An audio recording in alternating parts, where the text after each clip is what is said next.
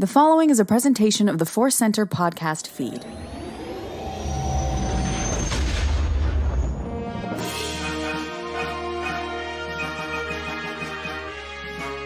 From the center of the galaxy, this is the Force Center podcast feed, and this particular episode of the Force Center podcast feed is the Clone Wars Report.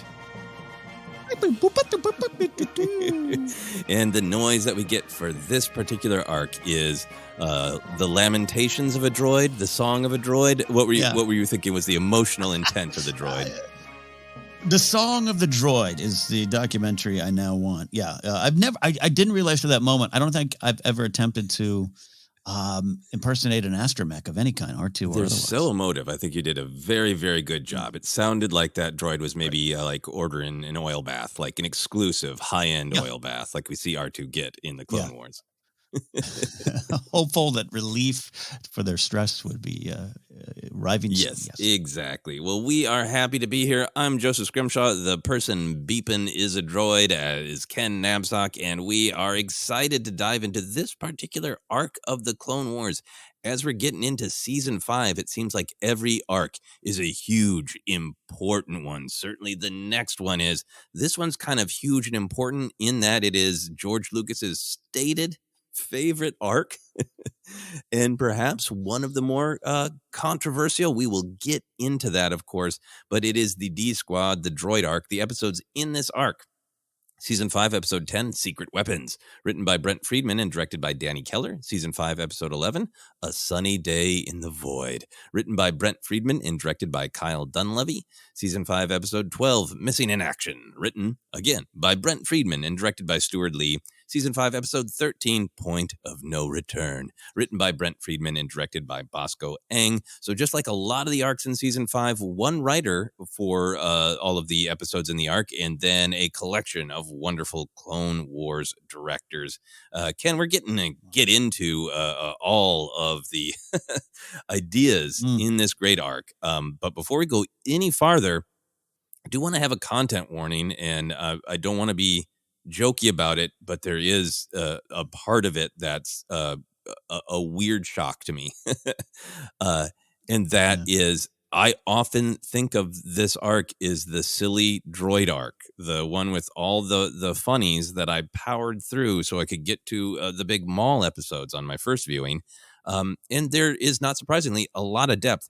I was really surprised watching these episodes to remember or experience new that there are actually there's actually discussion of suicide. So we do just want to we might be talking about that. Some of it is framed in the context of jokes in the show.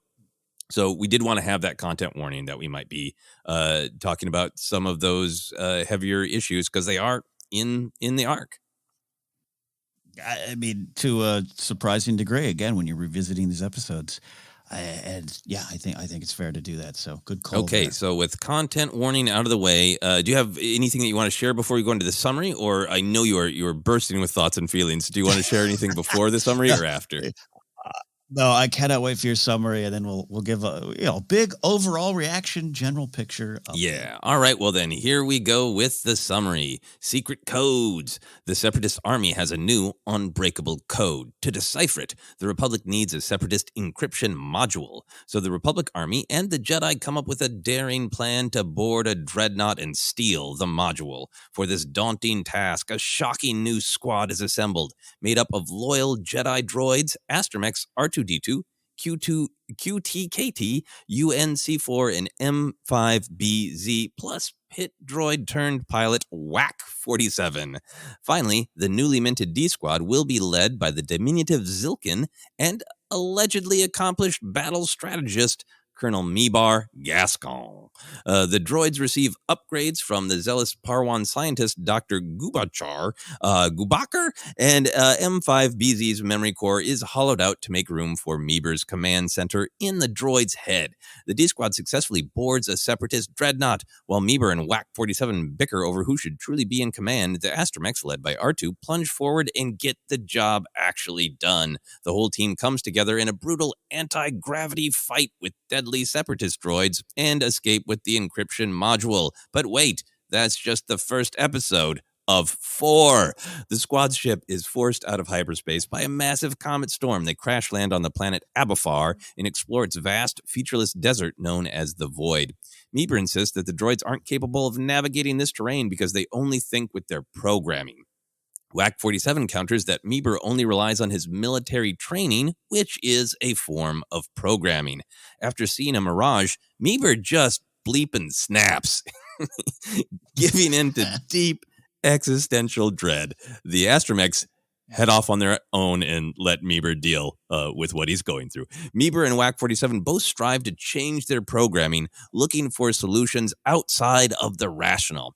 Their epiphany is rewarded by the stomping feet of a herd of void striders. Meeber decides to follow the animal's instincts. They grab hold and arrive in a sunken city, only to discover the astromechs have already arrived. Reunited, D-Squad searches for food and energy. They discover a Solston diner owner named Mr. Borkus. He has tricked a wounded clone into becoming his personal servant. The clone, Gregor, is a clone commando who escaped the horrific Battle of Serish and landed on Abafar with amnesia. R2 triggers his memory by playing a hologram of Captain Rex. Gregor and the droids face down the violent Mr. Borkus, who insists Gregor is just a dishwasher, and they reclaim his armor and weapons. Having noticed battle droids on the surface, D-Squad realizes the Separatists are mining Abafar for the explosive fuel Rhydonium. Gregor uses his clone skills, blasting and action rolling, and appears to sacrifice himself, allowing D-Squad to steal the battle droid shuttle and escape. The D-Squad is finally home, but wait, they quickly realize the Republic cruiser has been commandeered by Separatist droids. D-Squad rescues the remaining Republic droids, an LEP servant droid, a mouse droid, a Wed Treadwell, and 2 gonks, who inform them the ship is loaded with Rhydonium. It's a bomb heading straight for the Republic Strategy Conference over at Caridia. The Jedi Council and Republic military leadership will be wiped out. The squad itself is almost slaughtered by waves of buzz droids, but they are saved by the valiant sacrifice of BZ. Having learned more respect for the droids, Meeber gives a big speech, and together they devise a plan. The squad fights its way to the shuttle while R2 programs the detonator to explode early. The plan does not work. Showing flexibility, Meeber attempts to change the plan to help R2, but this also fails. The squad does escape on the shuttle as R2 makes the sacrifice and sets off the bomb early. Anakin Skywalker demands search parties scour the debris, and a wounded R2 is rescued, repaired, and honored for the true hero he is. Meeber praises the squad and then laughs uncomfortably as WAC 47 reveals they'll be serving together for the rest of the war. The end for now. It's a wild one. Look, that's a beautiful summary, as always. Great work. But this is, for years, hey, Ken, have you watched the D-Squad stuff? I'd be like, is that the stupid one where the droids get lost? And that's all I remembered. That's all I remembered. But you've just described this amazing story. Epic story with a lot going on. I was expecting that going in, that there was much more to it than when I watched it quickly the first time around. But I was pleasantly shocked, if that is a thing. Well, I guess it is now. So let's get into our overall reactions, loving it, liking it, struggling with it. We always often talk about our previous journey, and you really have some thoughts here. So please take the floor. At the risk of just sounding like a blowhard, and I know sometimes we've been broadcasting for now well over 1,100 episodes, 6 years. We're going to tell some stories or retell some things, but we also have new listeners along the way. I just felt, Joseph, it was a good time to recap how much this return to the void, as I'm calling it, it's a face-to-face reunion with Colonel Meeber Gascon. For me, I struggled mightily doesn't even summarize it. It just was without a doubt. I was like, this is the worst thing ever in Star Wars. I would cite it. I would cite Meeber Gascon as that, like, hey, you know what? You think Star Wars is, totally serious and dark and gritty. Don't forget there was a frog guy, which, by the way, still works, but from just maybe a different point of view now. And I've been blessed over the years, did get to know and be friends with Stephen Stanton, and I used to be able to go to dinner. It's been a couple of years, to be honest, but I, to Stephen Stanton's face, have said that Meeber Gascon is my least favorite Star Wars character. And he just laughed. He gave me a Meeber laugh. He didn't fight it. He just, you'll get there eventually. And guess what? I'm here. So I never thought I'd watch these episodes ever again. here we are. And so I'll go into maybe some updated takes on him. But there's so much here. And Joseph, I want to also shout out our buddy Alex Damon of Star Wars Explain. He has a great video out that just released a couple weeks ago, just exploring a little bit more of that idea that this is George's favorite arc and that A Sunny Day in the Void is his listed favorite episode of the Clone Wars. Great video. It's stuff that's, pulls from a lot of different spots. But I've always taken that as George being a little bit of that Sbarro food court eating stubborn George, where just like, nah. My favorite's the weird droid one everyone hates. I'm sure there's some of that energy from George, but this connects to THX 1138. This connects to his pure cinema upbringings. This connects to his avant-garde side, and it connects to his big, just, the void, the limbo that we might find ourselves in, and that's how we discover who we are. It's big stuff. Alex really did a great job summarizing it. Shout out to that video. Really loved it. So that's my starting point for this video. That is a great starting point, and I think I mirror it in some ways. I've never said to Steven Stanton's face that Mima Gascon was my least favorite character, but I think I've shared a lot. I was watching the Clone Wars kind of by myself. I got Netflix. I'm finally, it's all on Netflix. I'm going to finally check it out. Some rocky stuff at the beginning, but a lot of stuff I liked. And then it was just it one of my greatest Star Wars memories and experiences ever. It just opened up so much in me of appreciating what the Clone Wars era is. And then as it gets into these later seasons, the darker episodes, the bigger episodes, I'm sure I'll talk next week of by the time Darth Maul is fighting, what I'm thinking of at the time still is, they're Mandalorians. I get it, but those are Boba Fett guys. Darth Maul is fighting Boba Fett guys with lightsabers. I paused to go like, do people know this exists? This is the most Star Wars that has ever Star Wars. Along in that run, I was so anxious to get to the big Maul confrontation. We have the episodes where he's coming back. The seasons are out of order, so we have that first episode of the season, which is actually chronologically we're going to watch next. But this all of that is to say, this arc was like the last and hardest part of my journey to just speed watch and just get to Maul. So I watched the episode, and particularly the first one, I just really responded to just like the comedies. Like, I get it. This is about not judging people by their appearance. They're all fighting. It's great comedy stuff. Great. It's, how many episodes of this are there before I get them all? 4 episodes. So I was not in a place to receive them, That was my journey. Yeah. And I knew that going into this rewatch of, this is great. I know there's going to be more at work than I was willing to even try to see the first time I watched them. Yeah. And I think that my overall reaction is that I really, really like this arc. I don't think it'll ever be my absolute favorite, like George Lucas's, but it really is something different and something special. And I love that it starts with the different colored logo, the blue letters announcing this is different. Yeah. This is special. And I think, my only real criticism is I feel like that some of the comedy beats get repeated, especially if you like just watch it all in a row. And, some of the comedy beats are straightforward. Some are super sharp, some are super dark. But what I think I love the most about this arc, Ken, a ton of great ideas in it, but it is that sort of beautiful tonal whiplash that some people, when they come to certain parts of Star Wars, don't like, of like, pick a tone, pick a lane and stay in it. And I think what I often like about Star Wars and a lot of sort of pulpy genre storytelling is the tonal whiplash. It's a wacky comedy with droids that veers from slapstick to horror to existential dread to true, deep, important life lessons to actual horrible tragedy and back to slapstick, and sometimes all at the same time. It's just, it is just kind of jaw dropping in its beautiful tonal whiplash. Yeah. Yeah, no, I to pick up on that point, I'll say this right now. I don't know if I'll spend too much time with these episodes again in the future now that we've gone through the rewatch. I don't know. But I really do view these as incredibly brave and artistic episodes, because they all know, anyone in that room, anyone making this show, and they conceived it and went to George with it. Wasn't the other way around, based on some stuff Filoni was saying in 2020. I can't imagine anyone on that team thought oh, people are going to love a frog guy leading some droids. Yeah. Right? Like, even then, like, it can't be like, this is going to be peak Star Wars. They knew what they were doing. And I think there's some just wonderful conviction behind that of just, no, we're going to tell this story. And that's the thing. They made them. There's great value in these stories, great entertainment. R2 is an absolute boss. Yep. Gregor is key to many Star Wars stories to come. And giant important themes. So hats off to them. Whether or not I watch these again doesn't matter.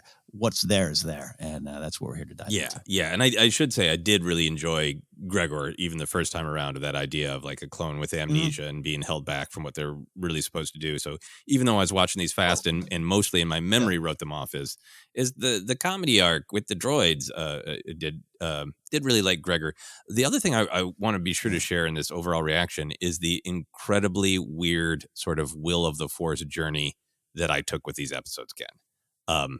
So I watched them all on Monday, and I made all my notes, and I had lots of feelings about them and about all the big thematic ideas, and we're going to talk about them. And in particular, A Sunny Day in the Void was like, okay, this is like this weird short film that mixes. It's a French avant-garde film that mixes comedy and existential dread in a way that I absolutely love. This is great. So now I've got this new thing in my life, Ken, where my wife has dance rehearsal on Tuesday nights. So for the last 3 weeks, Tuesday night has been Joseph pick a movie night. And I've just been like, I'm going to decide ahead of time. And I saw on Monday night, oh, wow, HBO Max added THX 1138 back because it was on. It came back. And I was like, I've never watched it all the way through. I've seen bits and pieces. I've read about it. I get it. It's a dystopian. Like, I've never watched it. I'll watch THX 1138. I haven't watched Alex's video. I didn't know any of this. So the next day after watching A Sunny Day in the Void, I'm watching THX 1138. And halfway through, like, what the actual bleep? A Sunny Day in the Void is this scene from THX 1138, and it is playing with these same important ideas about those who sit around and pontificate and worry about the problem, and those who are willing to do something about it in this great existential image of the void. And just like, what a journey to like really fully, deeply realize what I had thought is the silly comedy arc is riffing on Lucas's first film, his grim dystopian horror film. I'm with you in the category of I've seen bits and pieces back in the film school days, watched parts of it, didn't get all the way through myself, so I think I owe it a viewing. Is R2 Bob Duvall? Is that what's going on? Is he Bob Duvall? Kind of, yeah, in my opinion, yes. Absolutely. Absolutely. Yeah.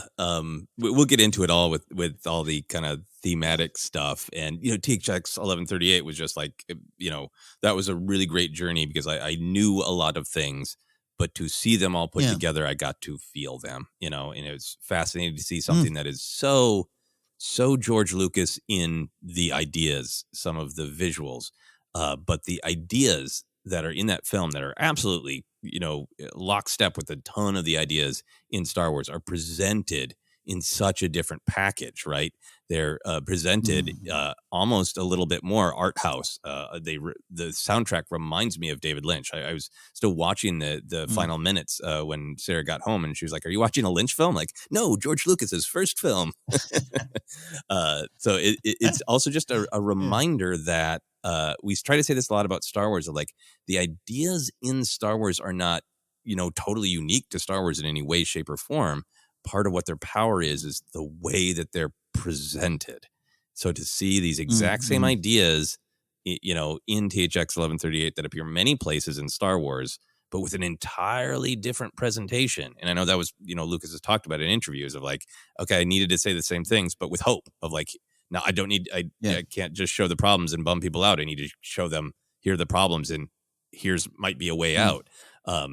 And it was just amazing to see that in action with specifically the silly droid arc. Wow, that's great. That's some powerful will of the Force, right there. It really is. Thank you, Force. I was really, really surprised by that.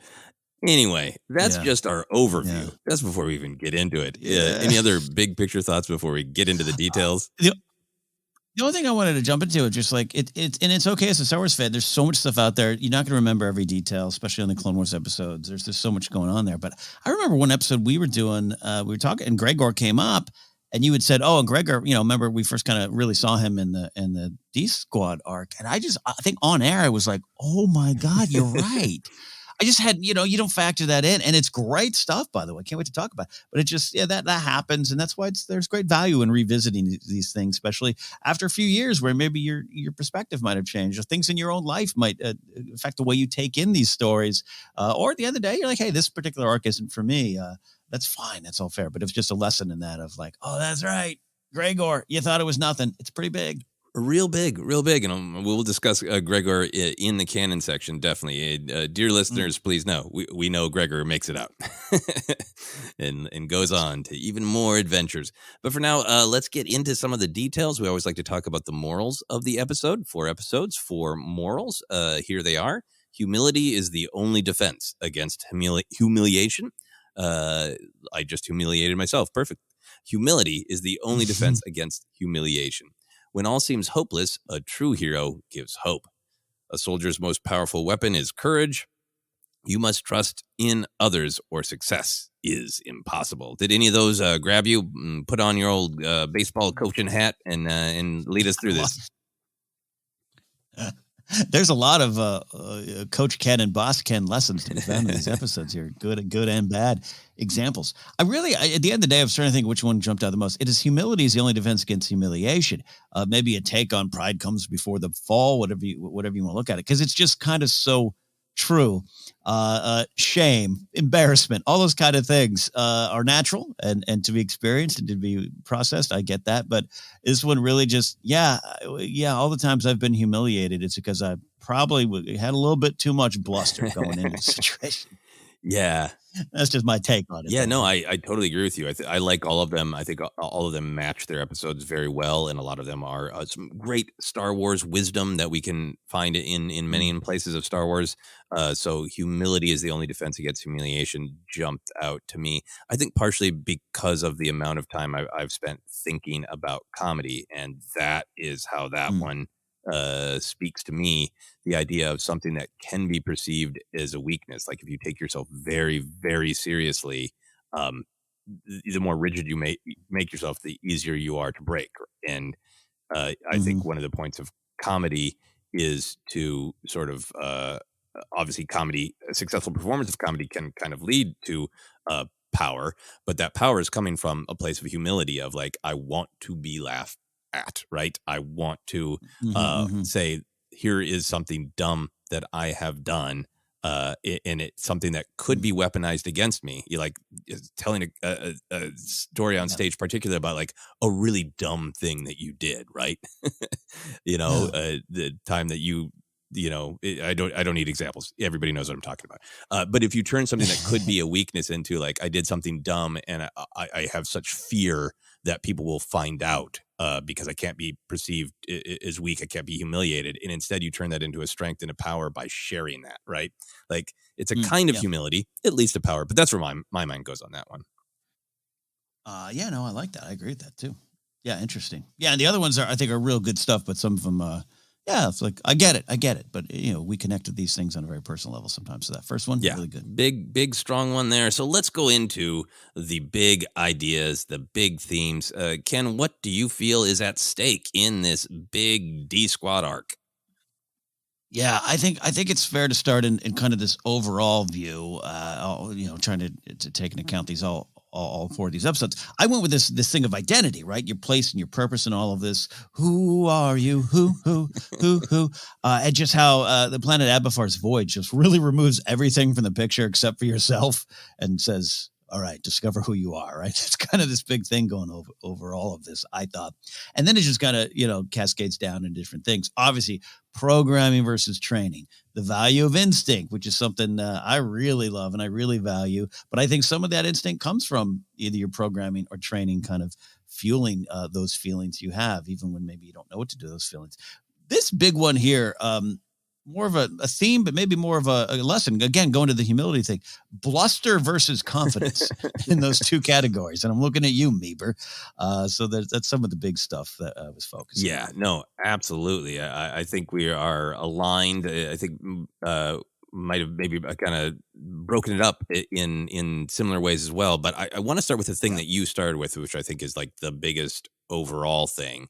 And then there's other stuff that's really supporting it, of this idea that how we define ourselves by the way that others look at us. And in particular, that every individual can be more than just what we appear to be. There's so much direct language in these episodes, so much talk about judging people by what they appear to be, not what their actual skill set is or what the individual's aspirations are, right? Very early on, obviously, it starts with Meeber looking down his nose at droids in general, and in particular, astromechs, right? He says he's just a droid in response to a droid wanting to do something. WAC 47 is already kind of special and different in that he is a pilot, right? But then he has aspirations towards leadership.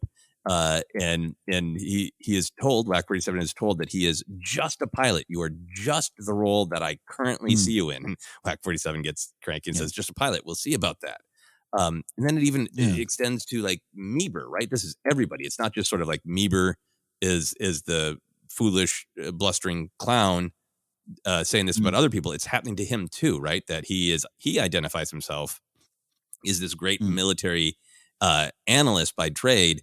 And then that great comedy moment where WAC 47 realizes, like, oh, you don't plan things. You just look at battles after they have already happened and say what happened. And there's the specific exchange where Meeber says, I'm a military analyst by trade. And WAC 47 says, you are a map reader. And all the droids laugh at him. So, I mean, that's just the beginning point for me. And that's just in the first episode. There's even more stuff with this. But I love that it's all of the characters kind of doing it to one another. It's not just a bad guy and somebody who has the right perspective. It's all of them not kind of letting each other be who they aspire to be. I think that's a great point, because even at one point, R2 is one of the ones that takes a shot at WAC. He beeps, and that's when WAC's kind of like, well, I'm not just a pilot. I'll show you type of thing. It's like even our hero R2 kind of has that, and that's the danger we all can fall into. Absolutely. So I think it's got get so well established with the droid dynamic and show what they want to grow to and what they need to learn from one another. But then it happens with Mr. Borkus, whose name I can't say without a hearty chuckle. Mr. Borkus, trying to really manipulate Gregor and insist that he is just a dishwasher, that, he's having his identity actively assigned. And it is nothing wrong with being a dishwasher, but that is not what Gregor's identity has been. It's not what Gregor chooses, for his identity. And then I think this theme really plays out in actions, right? BZ's sacrifice, it's significant that it's BZ who makes that ultimate sacrifice of opening the door and getting thrown into hyperspace, because it proves he's more than just a hollow command center, right? He's more than a vehicle. Yeah. I think there's that great thread where even the Jedi are just reacting to Meeber on his based on his size, right? It's not his skills or experience or aspirations. They're not like, he can be more. They're like, he'll fit in an astromech. Yeah. Oh, yeah. You know what I loved about that too, because a lot of these, I don't want to jump to tying it to the big Star Wars themes, but you and I, whether it be Rise of Skywalker, about what you a smuggler, you a spice trader, you a scavenger, and think of that kind of stuff, and you can still be more than what you are labeled. And then going to Danny Trejo's scene, that one I love with the Rancor scene of what you are is not necessarily who you are. What people believe you are, it is not trap you there. I love that stuff. And then the flip side is there's a lot of, especially with Gregor, a lot of identity stuff. I even tie it to almost Aragorn and Lord of the Rings. Put aside the Ranger and be who you're born to be. There's a little bit of that connecting. But I love, you mentioned it. You got me excited. One of my favorite moments was them going, Gascon's only here because he could fit into BZ. And it's like, well, that can be viewed as a weakness, but it's who you are. And it's a strength. It's why you're here. It's why the Force put you here, if you want to look at it that way. So I love the full 360 degrees around these things. That anything that is a part of who you are can be valuable, even if, other people might laugh at it or make you less than.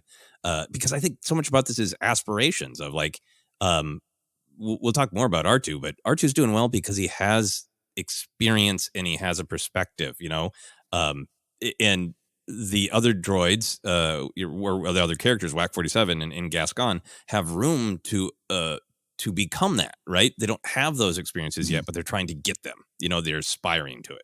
Yeah. And with R2, the other part of this theme that I like, that I admit I'm pulling it in with a little bit of headcanon. I don't know how much it's entirely supported by the text, but I like it. I think it's significant that it's Mace who is telling us about this plan. If it was Anakin saying R2 is going to do this, this, and this, you'd be like, well, yeah, because Anakin really believes in R2. But I would argue that Mace is on board with his plan because of his experience of being rescued by R2. And even the button of that episode when, Boba Fett has attacked them and Mace and Anakin are pinned and Anakin's like, don't worry, R2 will save us. And Mace is like, well, we're already dead then.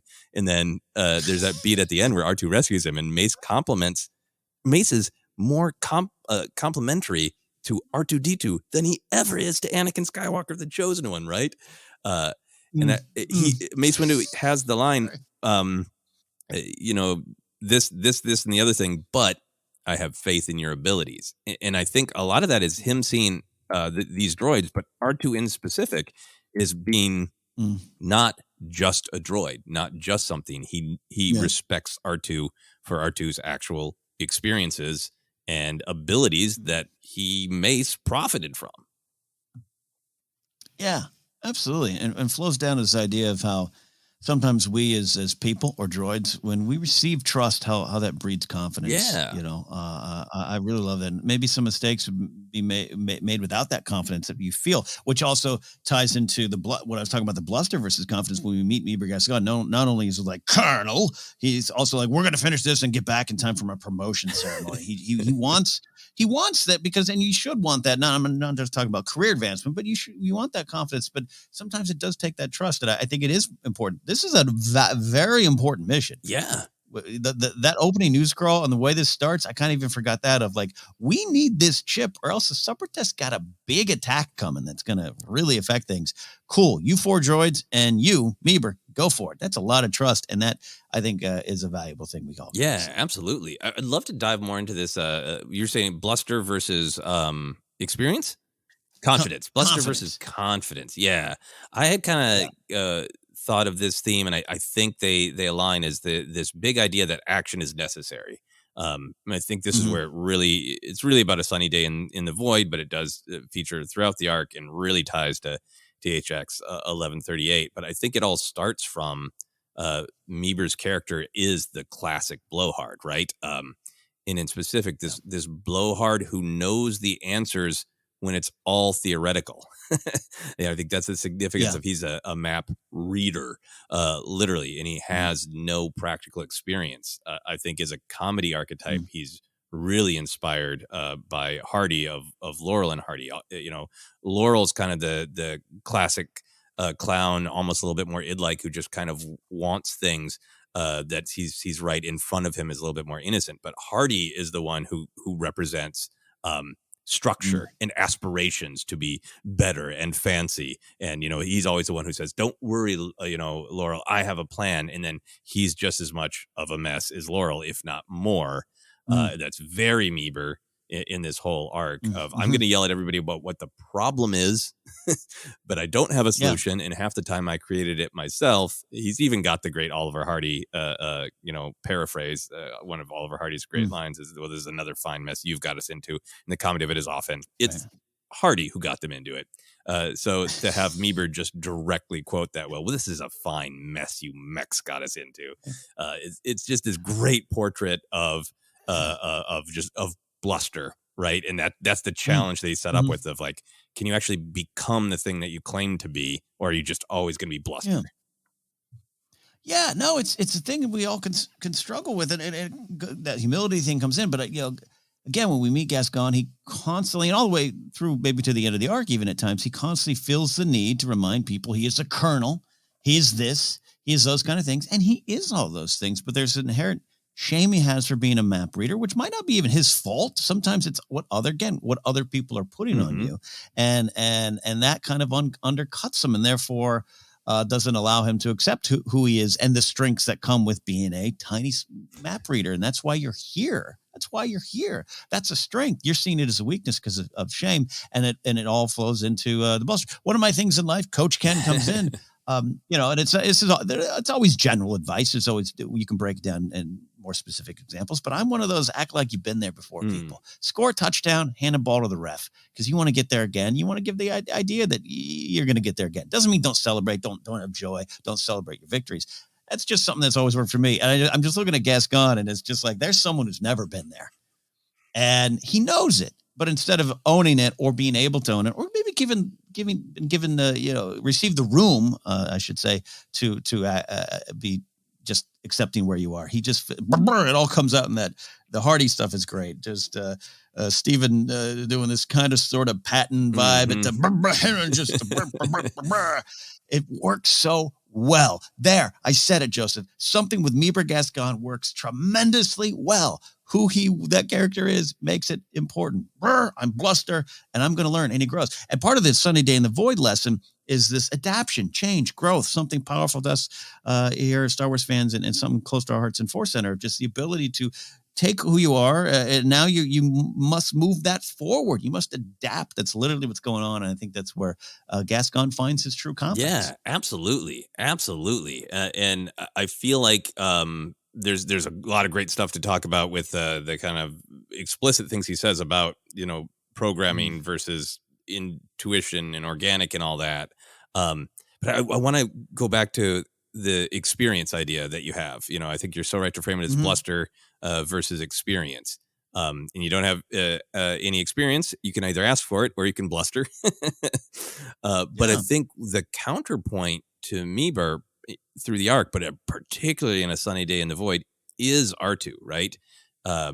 Because in the rest of the astromechs in particular, because Meeber almost gives up multiple times, right? When he's faced with a thing, he yells at somebody else to fix it, or else he goes, well, we should retreat. It's always R2 kind of doing what you're talking about of just getting the job done. Sometimes R2 does have the experience. Other times he's like, screw it, I don't know, I'll try this weird thing and see if it works, but it's always proactive. It's always forward moving choices. And I think this is such a huge Star Wars thing. Star Wars often preaches patience and finding out when is the right moment to take action. But it almost always comes down on the side of like, yes, take an action.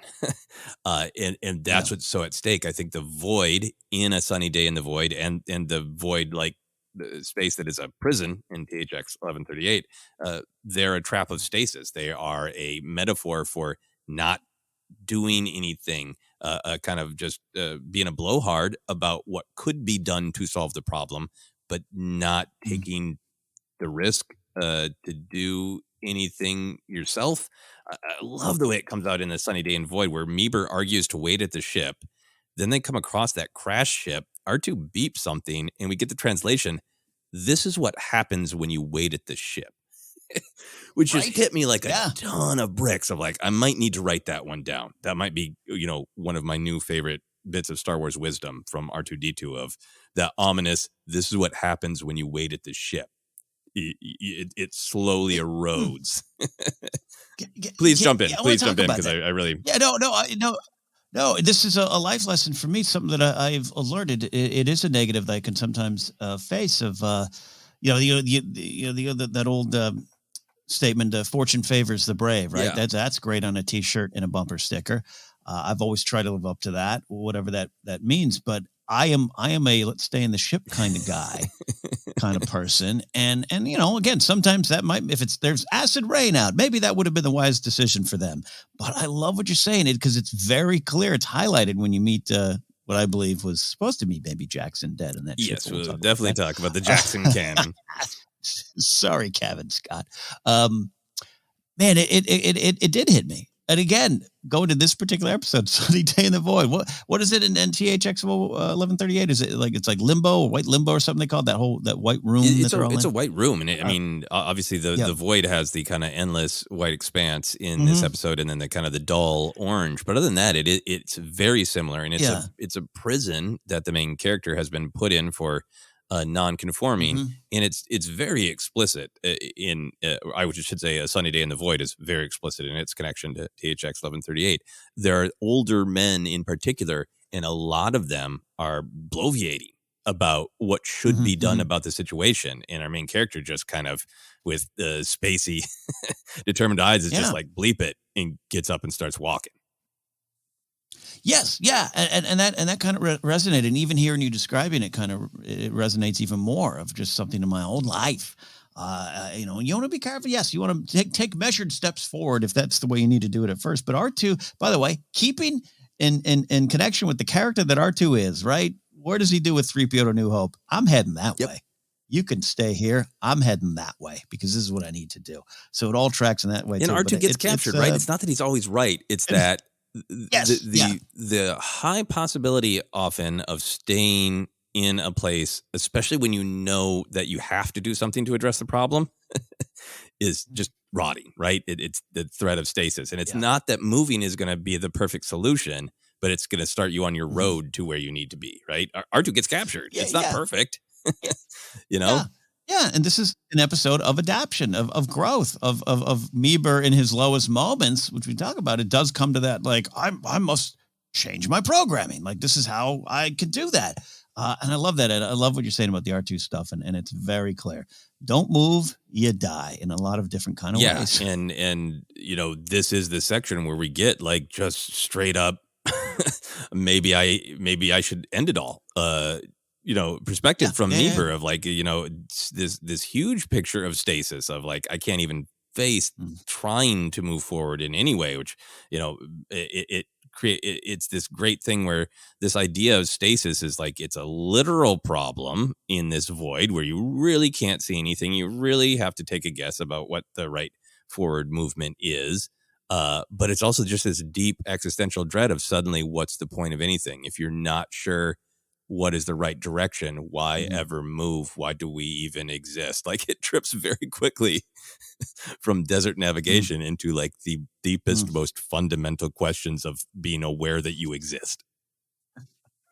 It's truly a USC student art film here. It really is. Truly but just to compliment old Meeber, he does of course learn. He adapts in this episode, and he carries those lessons on. I wrote down the episode in the line in the final episode about dealing with a bomb, where it's Meeber who literally shouts, "We can't just sit here and do nothing." Like, all right, Meeber, you're growing, you're changing. Yeah, I love that. Other quick thought on the stasis is that I think it's reinforced is a big important idea because it's exactly what's going on with Borkus versus Gregor, right? Those are some scary lines from Borkus when he says, "Go home, sleep, come back tomorrow, do your job." It's like a very real world version of perhaps being stuck in the ship, stuck in stasis, you know? I almost put it into our comedy section, but you just kind of touched on it. Like Borkus's big kind of threat, or his big kind of end of his point of view, his monologue is, "You'll all be coming back here and begging me, Borkus, for a job." Like that's the limits of the way of what he sees. It sounds like, "I'll get you, I'll destroy you. You'll be working for me." Yeah. Don't leave, Gregor. It's a big galaxy out there, bigger than you know. Stay here where your life is simple, right? I mean, like anybody who has ever tried to limit you and you know spread their fear to you, right? I mean, this is a stasis that benefits Borkus, right? It's not just, you know, good advice for Gregor of like, you make my life better, but it is also that like, don't even try. The world is scary. Don't even try. And certainly, you know, don't make me feel bad about my choices by having to watch you try. Yeah. So I definitely wanted to talk about the sort of stasis action. I think you framed it from a great emotional point of view of bluster versus experience. I think it's R2's experience that gives him the confidence to be like, well, got to go somewhere. Can't sit here. So what are some other big picture themes, ideas that you wanted to focus on? I touched upon it a little bit. I made reference to Aragorn and Elrond and the whole big put aside the ranger and be who you're born to be the king of Gondor here. I love that moment in Lord of the Rings. It's one of my favorite moments in any kind of pop culture content. And I think you get a little bit of that energy here, which is so important to Star Wars. And it's this idea of the courage to be who you were born to be. And that might be a tiny map reader that fits into the head of an astromech droid. That is where your starting point is. That's what you are, but that's not who you are. That big thing we talked about with the stuff in the book of Boba Fett. And you really see it in Gregor and how it's not easy. It's never easy. And he's faced with who he is. And that's scary. That's kind of crazy. This amnesia he's going through. I thought it was really powerful. And by the way, I started my first 3 years of having a job. I was a dishwasher. It's a good gig if you can get it. You know, it's a hard gig. Nothing wrong with it. So there's no shame in that. But when faced with this, you could be something bigger. You can be a part of this story. It's a big Star Wars theme, and it comes up time and time again. And I loved Gregor's journey and his story. And there's honor and courage and sacrifice, a lot of things. So it's not always an easy path. It's not always a victory. Like you said, even R2 might make a mistake, but at least he makes a choice. So I thought it was great. I thought the Gregor stuff was jumped out to me as well. Yeah, I think that there's some ideas with the whole D Squad, but with Gregor in particular, that for me really felt like it was making the argument that experience is good and choosing your programming is good. What's being criticized is rigid loyalty to programming. Maybe not even using programming. Maybe using training, experience, natural gifts. But the issue is being rigid to a way of thought instead of choosing to use your knowledge and experiences and skill set, right? I love that it was drilled into me by my superiors that you were programmed, which is that's just a great Lucas looking at. Obviously, I know Lucas himself didn't write these, but I think this is an homage to Lucas and the ideas that are in the Empire, in the repressive society in THX 1138, that you are supposed to be handed ideas and not question them in any way. And if you are rigid about that, that is dangerous. But if that training, if that life experience is valuable, it's great to choose it. And I feel like that's what's happening with Gregor. Is like, I'm being the rigid force is telling me to be something I'm not. Is telling me to be a dishwasher because it benefits somebody else, and it's a reflection of their fear of engaging with the galaxy. But I want to be a clone commando. I want to choose my training, so I don't feel like it's easy sometimes to think that Star Wars is saying any kind of structure or programming or training is bad. And I don't think that is what it's saying. I think it's saying blind loyalty to that stuff is bad. I would fight that all the time, almost to the point where I get maybe too aggressive in comments. I apologize sometimes if I'm not there on YouTube on some of our Force Center videos. There's this idea that I think you could put it down over the Jedi Order like tracing paper, what you're talking about, this theme. This is really it. And I love the Gregor stuff. Programming and training. Programming's not necessarily bad. Training's not necessarily bad. Instinct drives you forward. I think I'm sure, when I coach Ken and public safety director Ken coming in, but I have authored 200-page earthquake manuals on what to do in an earthquake on a large scale structure with 20,000 people. And every time I've trained people on it, I've said, here's this, learn this. By the way, it's not going to matter when it happens. The only thing that's going to get you through is your instincts on how to survive. Just, you got to have this training to draw back on, but you're not going to pull out a book and turn to page 85 and go, what do we do when the parking structure collapsed? You're not going to do that. But both are good. Both are valuable. Both are valuable. And I think these episodes touch upon that. And then again, goes to the Jedi Order stuff. Yoda's not saying this new breed of Jedi, they're young and arrogant, and we should shut it all down. He's just saying we're not serving the purpose we're out there. We're being too rigid. And the bigger things, Lucas and the Directors Union. Lucas, I'll say it again, say it till I die. Lucas does not think unions should go away. He just thinks the Director Guild and the Writers Guild at the time, particularly in 1980, were not doing what they were designed to do. Yeah, they weren't helping people. They were punishing somebody for being different. Yeah.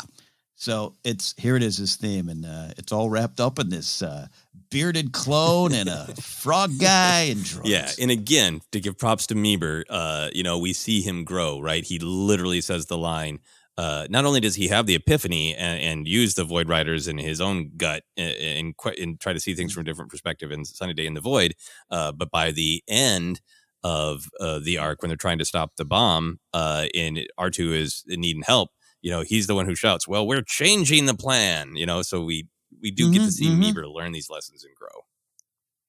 Yeah, absolutely. All of them. Final thing for me is it's the idea of sacrifices all through these episodes too. I think it's kind of a big Star Wars idea that sometimes for the group to accomplish their goal, the individual has to make a sacrifice of some kind. There's definitely some ideas in here about just like what is a soldier. Gregor appears to make that choice to sacrifice himself. Obviously, we know he goes on. BZ makes a sacrifice. R2's a parent sacrifice. So there's a lot of sacrifices and a lot of talk about sacrificing. Yeah, which is sometimes scary, sad, tragic, real world stuff as well. But it also, to me, speaks of knowing you're part of a bigger picture. That's a big Star Wars thing. I want to ask you about your intuition and your gut when it comes to Gregor. I feel like there's nothing concrete in the text, but my gut is telling me that Gregor's amnesia is partially because he feels bad about a choice he made at the Battle of Sarish, or at the very least just to have has like survivor's guilt. It feels like he is correcting something, making the choice that he wishes he had made before or been able to make before when he is helping them escape. How do you feel about that? I absolutely feel you're right. He's not like, great, let me grab my helmet. It's about time to shoot things, right? I don't think that's all of it. I'm sure there's part of him that loves adrenaline, and that's why he's here, type of thing. Though again, clone, born and bred for this, which is part of the clone's identity struggle. But I do think you're right. I'd love to know a little more extended Gregor story. It's not to erase the effects of amnesia, and I don't think this episode is completely diving into PTSD issues or trauma and processing, but there's some stuff there, and there's the reason to me that it was so easily hidden, and plus you have people around you like Borkus messing it up, and I think there's some bigger statements there too. But yeah, I agree with that. Even his final thing, it is. He's not like, oh man, what a great day to die and shoot some droids. Love the smell of napalm in the morning. That isn't him. There's an energy to him because I think he does feel he is reconnected to who he was, and a chance to correct a mistake that he has not yet explained to us. I can follow you on that. Yeah. There's just, if nothing, I just do like how clearly traumatized he is and how heavy it is, and it is a effort to get back to that life and to do what he feels is right. He has to push past something. Yeah, I think even for the Clone Wars, in fact, a lot of times the Clone Wars series is heralded by military veterans, which, to be clear, I'm not. So that's not my story to say, I guess. But Filoni has talked about that. A lot of them kind of connecting to that. Makes some sense that even in an episode like this, they wouldn't just, it's not I got bonked on the head, can't remember, no nothing. There's something going on. Yes, there. Even in an episode with a guy named Mr. Borkus, there's great depth. We talked a lot about these big ideas. How do you feel like they reflect a larger story, morality, perspective of Star Wars? Any other thoughts there? I love, by the way, looking at this like a big game board or like a sports book in Vegas, where you just got a big wall of giant Star Wars themes, and you get to find the ones that connect. And I went with, we talked a little bit about find out who you are, and so then you can take your place in the story and your story as well. Rey, Luke, all these kind of heroes. It's kind of the mythic hero path we all like. But I want to go with this idea of we all have value, and the stakes are high. So find your value, connect with your value, make some decisions, make some action. But the stakes are high. They need this chip. This actual plot point that starts this entire thing, they need the chip. It's key to the war, and then saving everyone in Caridia at the conference. Which I love. There's refreshments and name tags at this security conference going on. It's all important. So the stakes are high in all of our lives, and find your value and find your place. Yeah, I mean, I really agree with that one. I think that's, to me, kind of the biggest of big picture ideas within this. And kind of where I stopped the first time I watched it is just everyone has value, right? I mean, it's such a classic Star Wars idea between the Ewoks, the Gungans, Dio, in this arc, droids, Meeber, Gascon, Gregor. Like it's really powerful, and it shouldn't. I think sometimes it's easy to write off because it can sound like kind of simple, right? Like, yep, everybody has value. I got it. I know. I've been to kindergarten. I watched Mr. Rogers. But arcs like this kind of dive into how deeply true that is, and all of the obstacles, both external and internal, to finding value in absolutely everyone for who they are and for who they want to be, for both those things. Yeah. Yeah, who they want to Yeah. be. Final thing for me is just yet another great reflection of fear or hope. And in particular, hey, the unknown is in front of all of us. None of us know for sure what is going to happen next. And how do we look at what is about to happen? Do we choose fear or do we choose hope? Right. And there's so many characters who are in danger of choosing fear. And I think, R2's wild, like, screw it, we got to go do some way. Let's go this way. That's a form of hope. And I think the Mr. Borkus, Meeber at his darkest moment, that's fear of what's right in front of you. And R2's all hope. I love that. I love that. And I love R2 getting that title there. Yeah, absolutely right. Hope being so key to Star Wars, this we know. And that's why I make the joke about the game board or the sports book. It's like a lot of these themes keep showing up again for a reason. And I really believe Star Wars can't move off this stuff and should absolutely add more themes as they come along and they're needed. But it again, boils down to that instinct thing. All those 200 pages of earthquake training manuals means nothing until in the moment. It's what's there. And I love when Star Wars gets so simple in this area. And yeah, you're right. You got two examples you just gave there of leaders or authority positions. Do you sell doom or do you inspire hope? And that does not mean be unrealistic with the situation. That term toxic positivity you and I hear often is misused, I think, in the Star Wars discussions. And Gascon is reeling in doom, and I can do that too. I'm can be gloomy, and it's something I'm always working on. Like even now, people ask me how you doing. I try to start now with, hey, the mood is good. Other things are going on, but my mood is good, and I'm going to work towards that. I'm selling myself some hope. Yeah, no, we got to. We have to. I have to. Look, hey, I've had some Meeber moments this morning, but nope. Be end of the arc Meeber, not middle of the arc. Meeber is my goal, and I do love that R2 gets celebrated absolutely as a hero. It occurred to me when you reminded me that it's Tarkin on that station, it's Anakin, it's Obi-Wan. R2 basically saved the original trilogy in this episode. Did. He absolutely did. Proven our pal Mark Ellis's idea that R2 is the hero of it all. He really is. And on that note, celebrating R2, we're going to take a quick break, and then we'll be back to discuss all of the fun moments, the canon moments. There's a lot in this arc left to discuss. Back in a moment.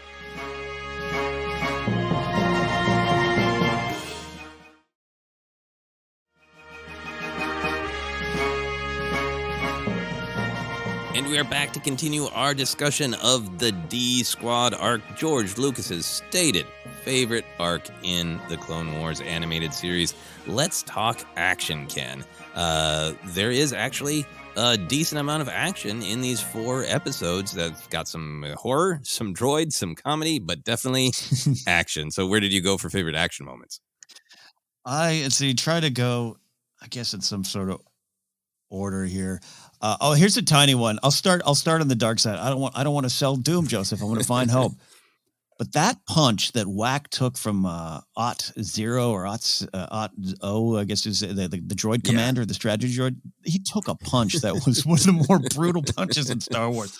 And it just falls to the ground. It was a big ouch moment, but I kind of there's some big ouch moments. I also forgot having these live in my memory as the comedy episodes. That the action scenes are actually quite good, even when there's comedy in them. That no gravity fight at the end of the first episode, right? And you end the C4 that using that massive laser and just going bonkers with it. And then I forgot how that great contrast. There's a lot in these episodes for me that remind me of like Abbott and Costello meet Frankenstein, of the direct mashup of like, these are idiots and they're facing monsters. They don't quite even understand how sharp the contrast is between like, oh, were you going to do a bit with your bowler hat? Well, this guy's here to eat your flesh. Like that sharp contrast. Like, and I felt that when like that terrifying tactical droid is just squeezing the life out of Meeber. Yes. Oh, that whole sequence, the anti-gravity sequence, it's not unlike the fizzy lifting drink sequence in Willy Wonka with Grandpa and Charlie. I loved it. And yeah, that moment with C4 is great because he blasts a lot of the droids. And there's one, it's pretty brutal. One of the battle droids is like, alive, dead, and just floating there. Yeah, it's brutal. What are some other action moments for you?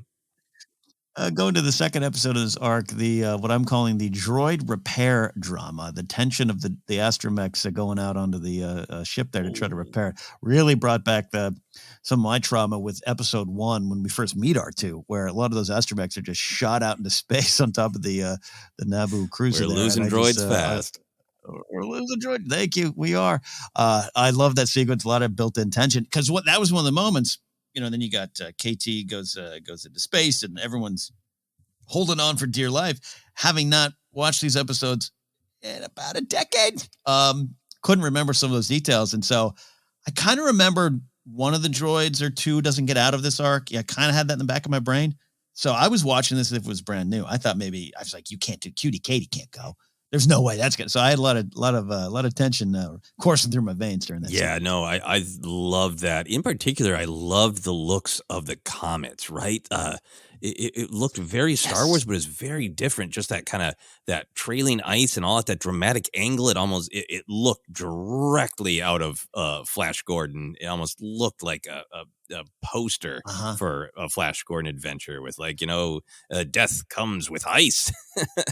I'm so glad you pointed that out. Yeah, on my second viewing through it, I wanted to note it looked like a old sci-fi poster, and there's very little animation in it. There's just a little bit of the trails are maybe flickering, right? It's just all it is, and it's just it's almost classic 2D art to me, from another era. Yeah, no, it's really, really great. I absolutely love that comment. I love the astromech cord chain, right? Because that's just a great image of everybody working together, kind of thing. Yeah. I also really loved in the third episode Gregor's big fight, because we've obviously we've seen a lot of clones blasting, but that he's kind of trained to be the commando, to go it if not solo, but with just a few people. I love strategic explosions. I always will. They always remind me of playing video games, particularly a James Bond game where it's like, is there a barrel? Okay, I'll shoot that. Yep. And then I'll get a little reward and I'll say Bond moment. You use the environment. So that, and then the fact that toward the end, he does some straight up like action rolls of like right on the fence of whether it was necessary, but it looks cool. Like the classic action roll. Yeah. Everything about Gregor's last stand, and you can put quotation marks around last stand, it's epic, including just some wonderful music by Kevin Kiner and company there. Gregor, there's many shots, like camera shots that read like a Clone Commander video game. Oh, right. Just when you're like kind of tracking with your blaster, you're trying to get the shot you need, you're trying to hit the thing, and you're pressing R1 to roll. Any Red Dead Redemption mission where I can shoot a box of dynamite and kill people around. Yes, I'm taking that shot. So I'm right there with you. Question for you. When you're doing that in video games, do you yell out loud Bond moment, use the environment? Do you yell that out loud? Because I would love that. Yes, I do. I do it now in movies when I'm looking for it. It's like, when does he do it? Like, I want Bond moments in Bond movies, and I love them when they're in an action scene, when it's not just somebody punched or was shooting better, but they did something clever. They used the environment. For me, the real successful moments of John Wick, it's like that of like, what do I have next to me? What can I use? Mm-hmm. Love it. Yeah. Love so it. I shout Bond moment a lot. That's in great. a lot of context. What are some other action moments for you? Going to episode 513, the fourth episode of the arc there. R2 was there. Oh, there. R2 establishes a perimeter with his oil and fire trick. It's like blood and fire and blood from Game of Thrones. Oil and fire. I love that R2 has that in his arsenal, and I love that. Yeah, no, that is great. I really, really loved that buzz droid attack. It was extremely the waves of buzz droids, right? I even like the droid commander setting it up where he's got one in his hand like a basketball, and he's kind of talking to it like, my precious, you're going to go do what these other battle droids can't do. Yeah. Yeah. And then it's actually, very effective. Those are creepy, right? Oh, the buzz droids have always been, I thought even back in the day, when we talk about back in the day, 2005, I thought that were really cool. Yeah. Yeah. I thought that was great. And, I feel for BZ in that shot where all those buzz droids and BZ are just kind of spiraling through hyperspace. Is a very effective and moving shot. This is kind of the same effect, but the opposite of Hodor's "hold the door" moment in Game of Thrones season. Was that 7? This is the BZ sacrifices. Open the door, and look what happens. It's very effective. It's great, and it kind of got me a little choked. Yeah. BZ floating in space. Absolutely. A little bit earlier in that episode, I do like when they realize that the actual bridge is full of battle droids and they're starting to climb out of the data pit, and R2 just knocks them back in the data pit. It's great to see somebody actually fall in one of those holes. Yeah, absolutely. Yeah. That's about it for me. Any other action moments for you? The last one I wanted to highlight. There's 2 more. Sorry. Scroll down, Ken. Scroll down. Gascon and C4 distract the droids at one point. There's that sequence that I think you're talking about, but there's a great, it's almost like an Evil Dead Sam Raimi angle, like point of view of Gascon kind of holding on to that antenna as they kind of fly around. I thought that was real fun. Good action, funny moment. And then I got to show the Rhydonium explosion. Ooh, yeah. It's up there with some of the best in Star Wars. It's beautiful. The Holdo maneuver, Death Stars, seismic charges, whatever. It's to quote Krennic. Oh, yeah. I mean, it definitely shares some kind of the visual style of those other explosions, but like that, the establishing that it has this kind of beautiful rainbow within the horror. That's pretty great. It's so stupid. You've been to like fire pit gatherings at my house. Sometimes I have those little magic packets you put in the fire and it makes the fire like multiple colors. I was like, hey, they put some stuff in the fire pit for these. That's Rhydonium in your fire pit. That is very good to know. Yeah. I guess I did want to shout out, this isn't really an action moment. It's an after action moment. But that truly brutal shot of quite severely injured R2, like I forgot that was coming because I was like, oh yeah, he's gonna have some dings. Like, no, he is messed up. Yeah, love that. So we go from horribly injured R2 to moments of comedy, whimsy, weirdness. Did you write down a lot in all this? We haven't really talked about this. Did you find these arcs funny? I actually really did. And this is where I probably owe the biggest apology to Steven Statton and the writers of Meeber Gascon. He's really funny.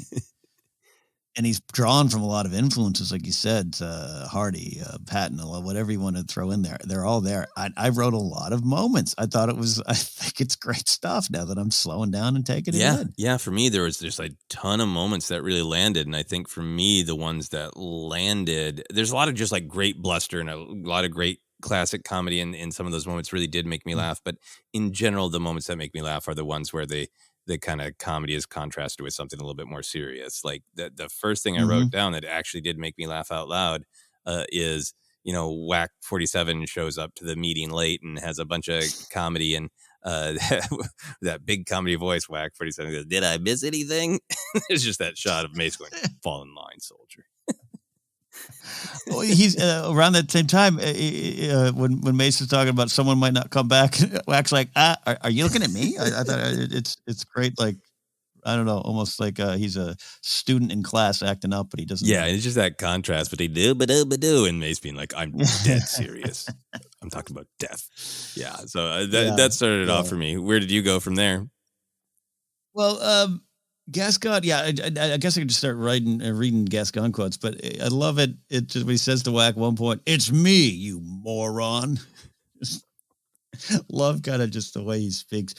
There's a great moment early on too when the mission started where Gascon says, "Everyone just stay calm," and R2 without missing a beat turns on a battle droid and shocks him.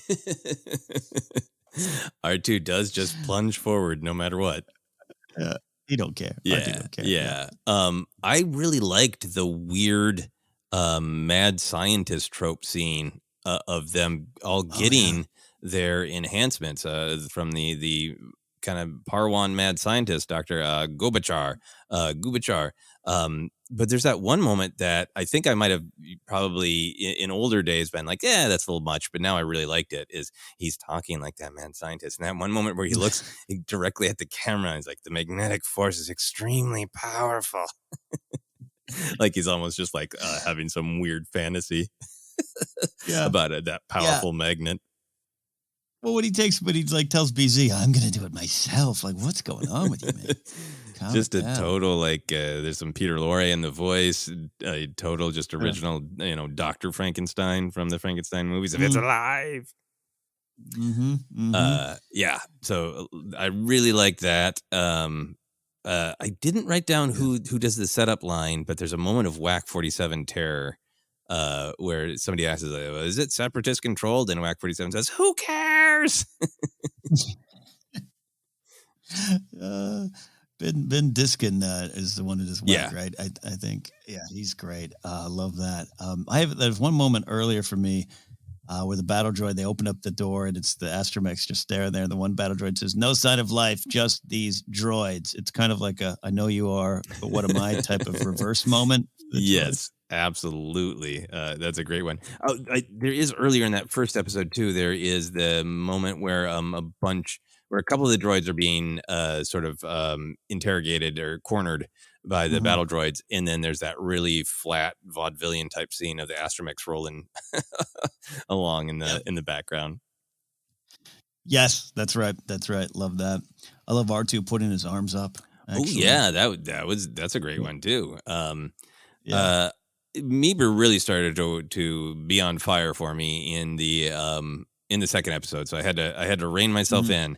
But the one that I really loved, and I'm so curious if it's on your list, is "I think I ruptured my gizzard." It's number one on my list. I'll tell you why. So my dad, being of Ukrainian Circassian heritage and raised with delicacies that was never for my stomach, borscht and soup like that, all kind of stuff. He would eat the gizzards when we'd get a chicken. He ate all the parts. Oh wow! Right? And as a kid, that just did not sit well with me. And so he would make a joke if we were messing around. I'm like 8, 9 years old, and you're play fighting or whatever, and I'd punch him. My dad would go, "Oh, my gizzard." And so I totally forgot Gascon did that. "Oh, I ruptured my gizzard." It brought me laughter from my childhood. That is great. That is great. Oh, I didn't know you had a personal history with gizzard. I really do. Props to Stephen Stanton. It's a funny line, but it's also just the delivery and the weird turn of phrase of gizzard. "Oh, I think I ruptured my gizzard." What are some more for you? I love there's during Gascon going on and even contemplating that his own death, or maybe he should be dead. Again, very serious stuff. Very big stuff. Played a little bit for laughs, but it's the heart of the episode, maybe in some ways. And Whack goes, "Yeah, I should have gone with the droids." Whack 47 and Meeber, this is like they obviously come together a little bit in A Sunny Day in the Void, but they're a great comedy duo. This is a little bit of a darker joke, but I really liked it, of Meeber going, "All I ask is that you just let me die with dignity." And Whack 47 says, "Is that possible?" It's an older joke structure, but it checks out for me. It was great and kind of dark, really. Feel free to jump around to wherever you want, but heading into the third episode, for me, I like the really sharp moment of Meeber pomposity being wrong. We're on the streets of the city in Aberfar, and he says, "These people aren't dangerous," and then you immediately see that little Alina with a big knife. I wrote down, this is my exact words, "The street robbery is hilarious." It really is, right? It's like a weird, almost like play or an improv scene or something. Like, Gascon says that great line, the knife comes out, but he just puts the knife out, and the taller character just, "Here's my chicken wing." Here's my turkey leg that he takes. And the Elena kind of checks it out like, "Yeah, okay, thanks," and walks away. Good stuff. Mr. Borkus, of course, like the name is my number one bit of comedy, and certainly this arc, maybe a lot of Star Wars. But I like the super big delivery when he says "beat it," and he goes "beat it." That's a highlight for me. I got a couple more. How about you? Yeah. Well, in that episode there, this is now, I think I have to list this as my all-time favorite Star Wars quote because it's so pertinent to my life, Joseph. And it's from Meeber Gascon when he says, "Well, I'll be a diner, a place of eating. I'm saved." I thought you'd like that one. That one was really great. And then the immediate cruelty of he's not even allowed to be there. Yeah. Yeah, I love that. That's a great one. Going into the final episode, I liked that beat where the Treadwell droid isn't over to get get over the lip of the doorway and he's just banging against it. He just kind of folds his arms like, damn it. It's just a great contrast because there's so much empathy going on and the droids saving each other. And then like nobody really seems to notice that when Treadwell can't navigate the ship. Yep. Yeah, absolutely. Final one for me is hey, I had to sneak in an Obi-Wan line. I really liked when he says, "Cheer up, Anakin. This is your chance to voice all your complaints about military protocol." I like too. And he's like, and you said the conference was going to be boring. Yep. Some great Obi-Wan trying to find the snarky, wry humor in things. Any other comedy moments for you? Probably a lot to list, but I like Gascon's I don't eat bantha. Be very clear about that. The whole tale of droids carrying heavy items, lift with your legs. It wasn't programmed for this. Great stuff. Great physical comedy. Lift with your legs is really good. As well as tying into the theme, right? It wasn't programmed for this. A lot of that kind of stuff. Whack turning a battle droid into a ventriloquist dummy was hilarious to me too. Yes. And then the final one. Yeah. No, I'm just agreeing. The final one. A gonk droid riding a mouse droid. Finally, we get to see this in Star Wars. We've been waiting for years for that cameo, right? Yeah. Excellent. Let's get into then some of the canon and lore connections to other stories. There's a surprising amount in this episode. Obviously, or this arc. The biggest one, of course, is Gregor. We don't want to. If people haven't watched things, we want to spoil things, but Gregor returns in Bad Batch, and really significantly, he is one of the clones who is living with Rex in Rebels and goes on to fight the Empire. How did you feel about that? How do you feel like the character tracks from this introduction? I really enjoyed, and again, going back to that moment on one of our earlier episodes of Force Center a long time ago, where I just didn't connect it and didn't pay attention to that. And I wish I did. It just means a lot. And to recover, to be part of the story, so willing to fight, so willing to sacrifice and see where it goes. It just, again, adds to the lore of these clones, born from the same tube, but they are all individuals. And I love Gregor in a lot of ways now. Yeah, it's not unique among clones, but I really like that he starts from this perspective of, I really need to choose this. I was born for it and I was trained for it, but I have to choose it.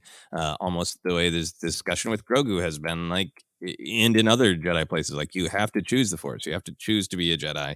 That's where Gregor's story comes from, is he chooses to go back to this life. And without spoilers, all his other adventures is him really choosing who he wants to be and what he wants to contribute to. Love it. So it tracks really well. Also with Gregor, obviously we get the fun, all clones have IDs in their wrists. Do you think Boba Fett does? Yeah, I think so. It makes some sense. Yeah. Right? Unless Django was like, no, minus that. We don't need that. But yeah, we don't need that. We got the chain code in the armor. We don't need him. Yeah. That'd be a fascinating conversation. And of course, the clone commando. I know they have a long and complex history. I did not do the deep dive on the entire history of Clone Commando. I know there's big fan groups. I loved playing them in Battlefront 2. I love seeing this Clone Commando on screen. Do you have any other Clone Commando thoughts? I like seeing him. I don't have a different relationship with him too. I didn't play a lot of those games and everything. I love the design. I love even kind of the illuminated visor there. There's a mention of the Battle of Sharish, which is again, didn't do the deep dive. I think more of a Legends battle connection, and Filoni kind of connecting a lot of things to that kind of stuff. I know people appreciate. So I liked a lot of that. And yeah, it just looks good. I love the design of his helmet. You got it's actually like stitches. I was looking up a little bit. It's in honor of a former NHL goalie. Filoni, big hockey fan. And that's what the goal, he'd paint his face mask to be like, these are the stitches I would get if I wasn't wearing the mask. So I like that design. That's very cool. It's great storytelling, right? It speaks to like, this guy's, whatever those are marking, he's experienced a lot of. Yeah, really great stuff. There's a lot of stuff that's inside Star Wars, and there's a lot of stuff outside of Star Wars. I kind of refreshed myself. I knew that the droid QT-KT was in celebration of a real person. I did a little bit of a deeper dive on that there was a droid in droid builder circles that was built called R2-KT, which is basically R2 with pink instead of blue.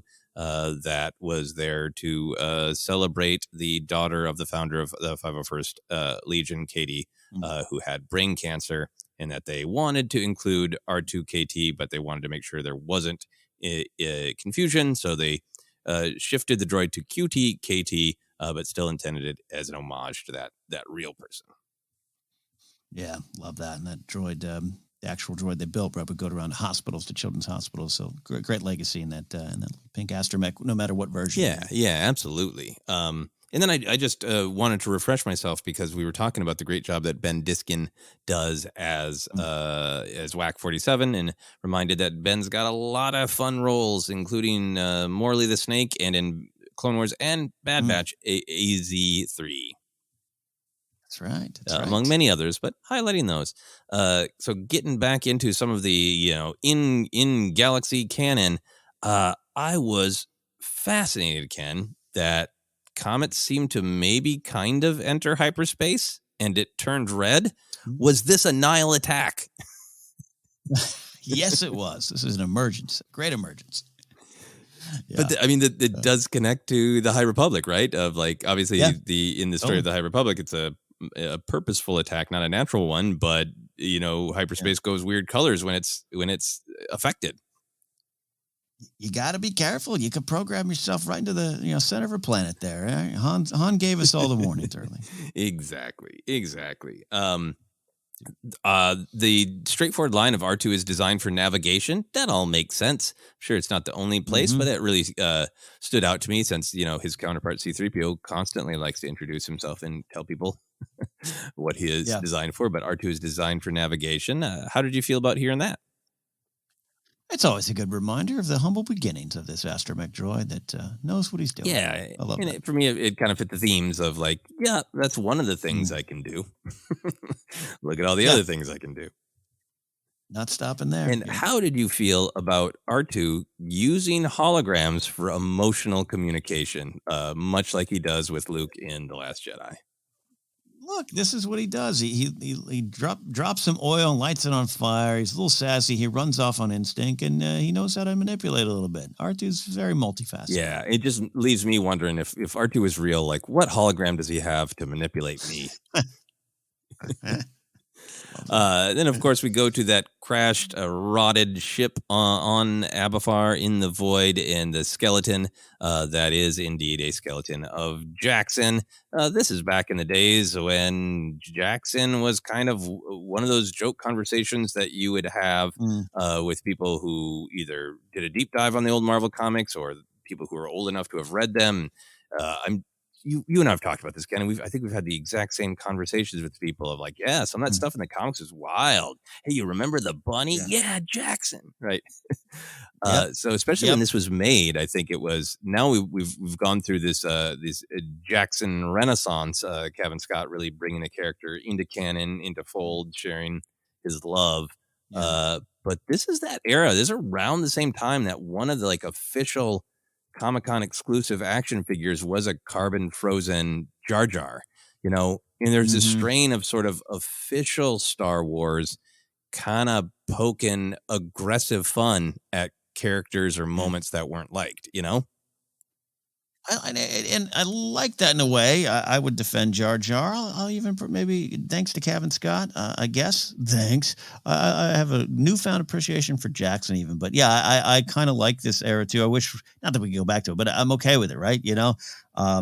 It's kind of fun. A wink and a nod to the just absolute wildness that is Star Wars, especially the early. Yeah, absolutely. So I like seeing the Jackson skeleton and just knowing that it was kind of created with that, this is really created by people who love Star Wars and want to, look at it in lots of different ways, including kind of poking fun at the time, just an old comic book character that people kind of made jokes about and kind of often didn't like. So what if it was just his corpse? Yeah, no, and little less about the Jar Jar and carbon freeze, but this it does come from a place of love. Yeah. It really does, and I think sometimes it's good to remember that. Yeah, absolutely. I feel like the carbon frozen Jar Jar does too. It's almost, to me, it is almost like that humility lesson of like, okay, we'll kind of poke fun at like how overblown the response to Jar Jar was, Yeah. Obviously, I know that's a complex one, so understand if people have different takes on Carbon Frozen Jar Jar there. Speaking of toys, we get the Spittin' Aqualish. It Right. pops up again in the final season of Clone Wars, but I love that this Aqualish is dressed as the original Ponda Baba action figure when we only knew him as Walrus Man, and he had a bright onesie. Yeah. Yeah. With a big spit, big loogie being hooked. Right. Exactly. Disgusting. Exactly. I also wrote down Meeber's line. There's no way in Malachor that I'm going to lead this pitiful squad on an assault of that landing zone. Right. So Absolutely. obviously Malachor goes on to be very well known in canon, in the current modern canon, because of how it's featured in Rebels, but it was obviously well established in Legends. How do you feel about the story inside the galaxy that Meeber, a map reader, would know and use Malachor as a replacement for the way we would say hell? Oh, Meeber is the Star Wars explained of the day. He's the one who's got all the information. He knows the timelines. He knows the planets, mid-rim, core rim, outer. He's got all the answers, and I love that. It's one of those little. It's a nice little detail. At the time, as a callback to a different era, which then we wouldn't necessarily refer to as Legends, more EU at that time, right? But we're getting close to that 2014 April cutoff date. So yeah, I really enjoyed that kind of detail. And you forget that kind of layering when you're years removed from watching these episodes. Yeah, and it's fun to see something that at the time was referring to EU and celebrating that, and now is looks like it is predicting that Malachor is going to show up in Rebels. Right. Totally. The Rhydonium mining, of course, Rhydonium pops up in Rebels. It is big in the Morak episode of The Mandalorian. And we talked about the explosions having some similarity to other ones. Any other Rhydonium thoughts? Just the most beautiful explosions in the galaxy. I look at them a different way now. Love those. Love the connection. Absolutely great. Karita is where the conference is taking place, which of course is mentioned in Solo. That's where the Naval Academy that Han is being sent to. It also appears in the Tarkin book. Any Karita thoughts? It shows up a lot. I love that kind of connection, and so many modern Star Wars stories, but even more specifically, modern Star Wars authors pull from a lot of this kind of stuff. So I love when you get these kind of connections laid out. Yeah, absolutely great. It's just a fun part for me of being a fan of having it, all these moments connect in all these different stories. Any other canon moments that you wanted to point out, discuss? Yeah, well, Gascon does yell, "It's a trap" at once. Always a fun party trick. Love that. But and keeping with what you're talking about there with the authors and pulling these connections, Dr. Gobachar is in Catalyst. Is he really? I looked at he is, yeah. And that book has a lot of, Poggle the Lesser shows up, a lot of things from Clone Wars and stuff in that era, prequel era pop in because the book partially takes place in that time, obviously. So I love that one. Deep cut. Maybe want to kind of go revisit Catalyst and find that. Oh, moment. Yeah. I might crack open Catalyst later today and see if I can find Dr. Gobachar and see how weird he is. Yeah. Right? Yeah. Was there anything then in this arc that you ultimately disliked or questioned? There's a huge thing. I have a lot of outrage for this, Joseph. A lot of outrage for this.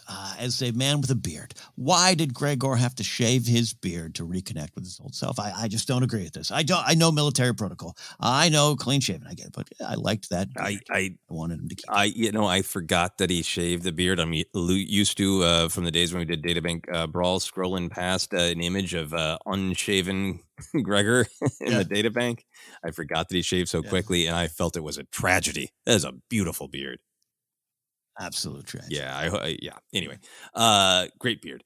I think for me, there's nothing that I actively disliked or questioned. I think the only thing for me is, like I said, watching all four of them in a row. Some of the beats of comedy do kind of get repeated, which I think works great if you're watching it once a week. It's some moments where I feel like, yep, I've heard that joke, but that is a minor criticism of the sort of the comedy pacing. But overall, just really, really happy that we're doing Clone Wars Report to revisit this arc and find the depth in the comedy and find out how many beats of comedy really did land quite well for me. Yeah, no, absolutely. I'm really pleasantly surprised by that. Yeah, I agree with you. There's some jokes and beats, especially at the end. I think it's fun. Being 4 episodes, I think does work for me. They're 4 pretty distinct episodes, but yeah, maybe could it have been 3? I don't know. I don't have those skills to really answer that there, but I do overall really love it. I just don't know if I'll invest in 4 episodes again. Yeah, I think if I was really like I wanna feel this vibe again, I would watch A Sunny Day in the Void. I think in some ways that Yep. one's got the most depth, and in some ways the most action. I love the Mr. Borkus Gregor episode as well. But I also I like that it is 4 episodes because it does tap into that serial adventure, right? Of every time that they think they have solved the problem, they encounter a new one, and the episodes are structured really, really well for that. They each kind of end on either a moment of victory or a cliffhanger, but they're really, really tied well together with the like out of the frying pan into the fire vibe that Star Wars to me is structured on. Yeah, absolutely. Is there anything that we have not talked about that you wanted to touch on? No, we went in deep to Gascon and the D Squad, and I really think it deserves that kind of deep dive and a lot of fun to do it here, all on the table. Yeah. Last thing for me, I put it here because I was afraid I'd forget to put it somewhere else. I do love that Amoeba makes a Frogger, the video game like sound every time he hops, right? Yes, and there's one real you're right. I wrote that down too, where there's one clear moment where he like does a frog leap. I'm like, there you go, pays off. Yep. There's I haven't done the deep dive to figure out if that's intentional, but it's really, really love that. It's like, how is his body making that almost digital sound? Yeah, absolutely. So closing out as we do with a story of merch. If you could have a figure or any kind of merch from this arc, who or what do you want? I mean, we need some supersized Meeber plushes. I don't know if there's a D Squad. I should have looked that up. There's an actual D Squad you can buy. There's things that we need.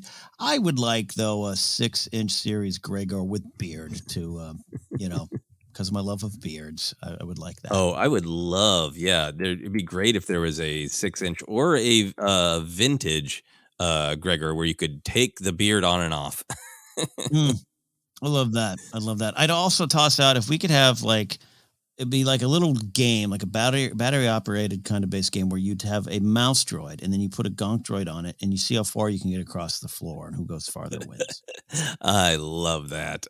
Definitely am interested in that product. See if I have room, but I tried to make that purchase. Oh, there's some great customs for the D Squad, including Gregor with beard and dishwashing vest. That's some absolutely amazing stuff. But you know what I need, Ken? I deeply need in all sizes of all action figures, including a cardboard standee. I need everything that Star Wars can possibly throw at me for Mr. Borkus. Oh yeah, which by the way, we did not talk about Borkus leaves work with his apron and cook's hat on. He's ready to go. He's ready for action. I can't imagine that I think Mr. Borkus is a sleep where he falls kind of guy.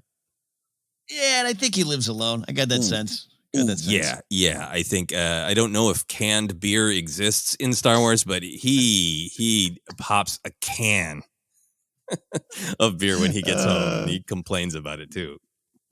Yeah, absolutely. So that's what I need. I need Mr. Borkus, a deluxe vintage action figure with a big knife and a can of space beer.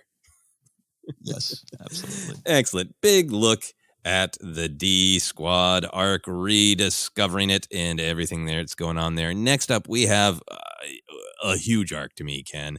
I'm calling it Maul Takes Mandalore. It's season 5, episode 1, then season 5, episode 14, 15, 16. Incredibly important Kenobi moments, incredibly important Maul moments. One of, in my opinion, the best lightsabers fights in Star Wars. Huge things in this arc. I'm really looking forward to it. Absolutely, setting aside some time to dive in. We do every week, but yeah, this is a big one. It's a big one. I'm so excited to discuss it. Ken, what should the moral of this episode of our podcast be? If you are deciding whether or not to do your podcast, have your instincts take you where you need to go and do it.